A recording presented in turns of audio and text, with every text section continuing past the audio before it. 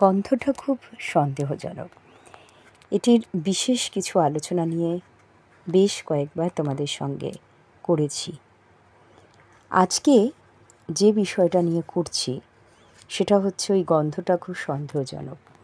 এক্সট্রাক্টটা হচ্ছে দাদামশাইয়ের বাবা আর গন্ধের কথা বলতেন না।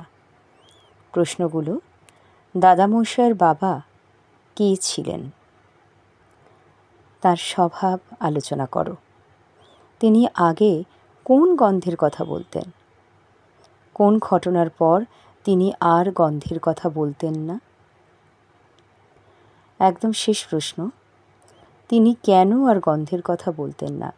তুমি কি মনে করো যে এমন যে ঘটনাটি ঘটেছিল তার সঙ্গে, সেই ঘটনাটার পর থেকেই তিনি বলা বারণ করে দিয়েছিলেন বা নিজে বলতেন না?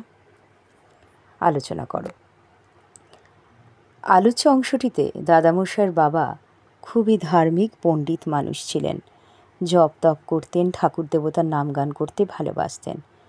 তাতে করে তারা তাদের ধারে কাছেও ঘেঁষত না, কারণ ধার্মিক মানুষেরা খুবই ধার্মিক হওয়ার জন্য তাদের কাছে এটি খুব সাংঘাতিক আকার ধারণ করে। তাই তারারা এঁদের সংস্পর্শ এড়িয়ে চলারই চেষ্টা করে। তিনি আগে আষ্টে গন্ধের কথা বলতেন। স্টেশনে নেমেই সেই আষ্টে গন্ধের আভাস তিনি পেয়েছিলেন। বাড়িতে এসেও একই রকম। সমগ্র অঞ্চলটাতেই আষ্টে গন্ধের আভাস তার নাকে এসেছিল। দাদামশাইয়ের বাবা রাস্তায়, পথে, ঘাটে যাতায়াতের সময় কারোর সঙ্গে দেখা হলেই গন্ধ শুঁকে হাত টিপে যাচাই করে নিতেন যে সে মানুষ না অন্য কিছু।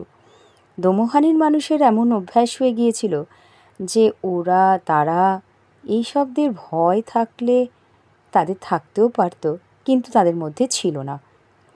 যখন একটা ভূত আমরা শেষ অংশে দেখি যে দাদামশাইয়ের গায়ের গন্ধ শুঁকে বলেছিল গন্ধটা খুব সন্দেহজনক, তারপর থেকেই দাদামশাইয়ের গন্ধটা খুব সন্দেহজনক বলা বন্ধ হয়ে গেছিল, কারণ সেটা তার প্রেস্টিজে লেগেছিল।